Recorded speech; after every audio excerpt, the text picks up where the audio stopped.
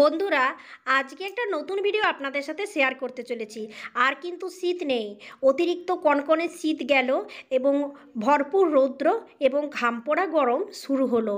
তো এই গরমে সবথেকে যেটা বড় কথা সেটা হলো আমাদের মুখকে অর্থাৎ এই ত্বককে পরিষ্কার করা।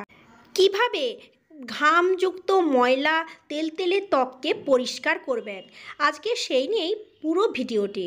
অবশ্যই আপনাদেরকে শেষ পর্যন্ত দেখবার জন্য পরপর স্টেপগুলোকে দেখবার জন্য অনুরোধ রাখছি। সম্পূর্ণ ঘরোয়া উপকরণে আজকের এই ভিডিও। বন্ধুরা, প্রতিদিন সকালবেলায় একটু দুধ নেন, বাটিতে অল্প করে দুধ, তাতে একটু তুলো ভিজিয়ে ভালো করে মুখটা ঘষে নিন। এতে করে কি হয়, ওপরের যে ময়লা ভাবটা উঠে যায় এবং প্রতিদিন দুধ মাখলে আমাদের মুখের গ্লেজি ভাব বজায় থাকে। এই গরমে প্রচণ্ড ধুলোবালি এবং ময়লা জমে আমাদের ত্বকের অবস্থা বলতে গেলে খারাপ হয়ে যায়। তাই এই গরমে স্কিন কেয়ার তো আবশ্যিক। তো বন্ধুরা, ভালোভাবে ত্বককে ঘষে নিন।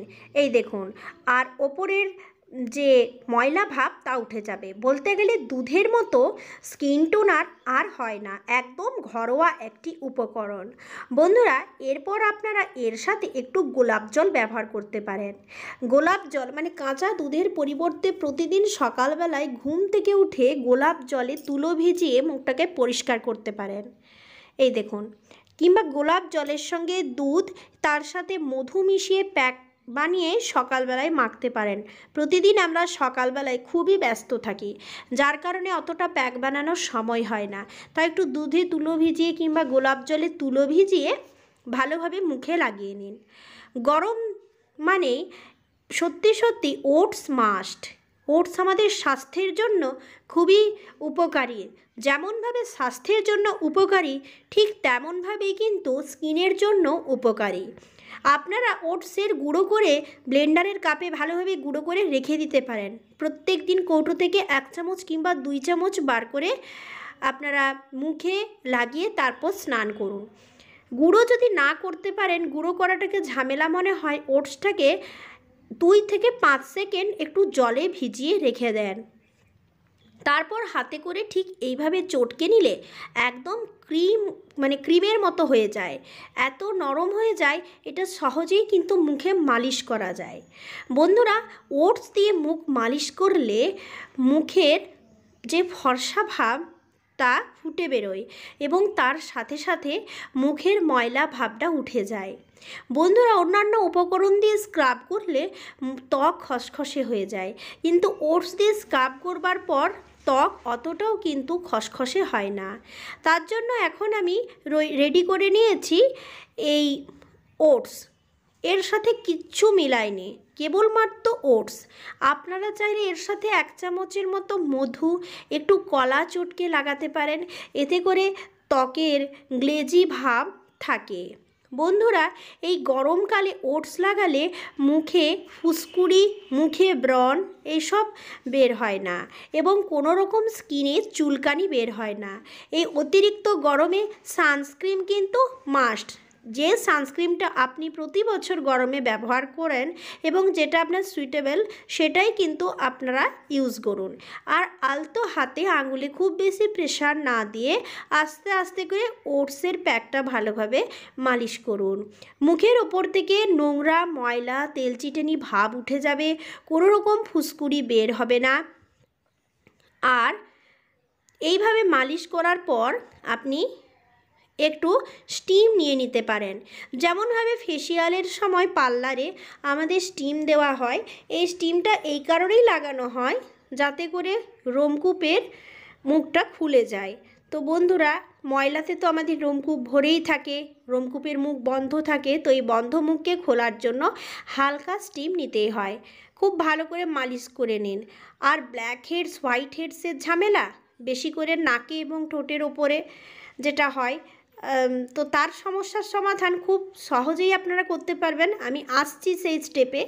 তো ভালো করে মালিশ করে নেবার পর জলটাকে একটু বেশি আঁচ দিয়ে গরম করে নেবেন, যাতে করে জলটার থেকে ভাপ উঠে। অ্যাকচুয়াল এই ভাপটাই কিন্তু আমাদের মুখে আলতোভাবে লাগাতে হবে, খুব বেশি কিন্তু না। কোনো জিনিসটাই অতিরিক্ত ভালো নয়।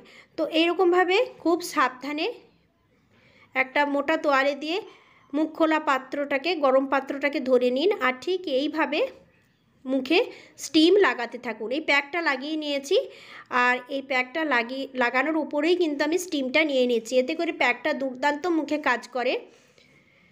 গরমকালে অনেকেই মুলতানি মাটি মাখে বন্ধুরা। এই গরমকালে লেবু, মুলতানি মাটি, তারপর শশার রস, এগুলোই বিশেষ করে লাগানো হয়। তো বন্ধুরা আপনারা পুরো গরমকাল এই ওটসটা ব্যবহার করুন। আপনাদের মুখে কোনো রকম রৌদ্রের কালির মানে রোদগালি যেটাকে বলা হয় সেটা বের হবে না। তো বন্ধুরা আমি আপনাদের আরও নেক্সট একটা ভালো ভিডিও তো শেয়ার করব ওটসের সাথে কি মেশালে আপনাদের রোদের যে দাগ সেটা পড়বে না।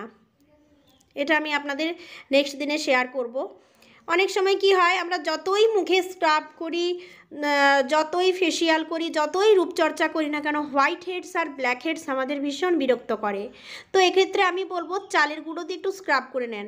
বেশিরভাগ সমস্যা হয় নাকে, ঠোঁটের ওপরে, ঠোঁটের নিচে। তো এই তিনটে জায়গা মেন ইম্পর্টেন্ট। তো এর জন্য প্রথমে চালের গুঁড়ো নিয়ে নিন, স্রেফ চালের গুঁড়ো, অন্য কিচ্ছু না। এটাকে গোলাপ জল আর এমনি একটু নর্মাল ঘরের জল দিয়ে ভালো করে মিশিয়ে একটা পেস্ট বানিয়ে নিন। এই চালের গুঁড়ো দিয়ে ভালোভাবে মুখটাকে স্ক্রাব করলে প্রথম অবস্থায় মুখটা একটু খসখসে হয়ে যায় ঠিকই, কিন্তু মুখের যত ময়লা এবং ঘামে যে ছোট ছোট জল বেঁধে যায় মুখে, ফুসকুড়ি টাইপের কোনো সমস্যা হলে তা কিন্তু এই স্ক্রাবের সাহায্যে উঠে যায়। তো এখন দেখুন নাকের ওপরে যদি এরকম হোয়াইট হেডস কিংবা ব্ল্যাক হেডস আপনাদের বিরক্ত করছে, দেখতে ভীষণ খারাপ লাগছে, তো শুধু নাকের ওপরে ঠিক এই জায়গাগুলোতে দেখুন, এই জায়গাগুলোতে একটু হালকা আঙুলের চাপ দিয়ে ভালো করে ঘষে নিন।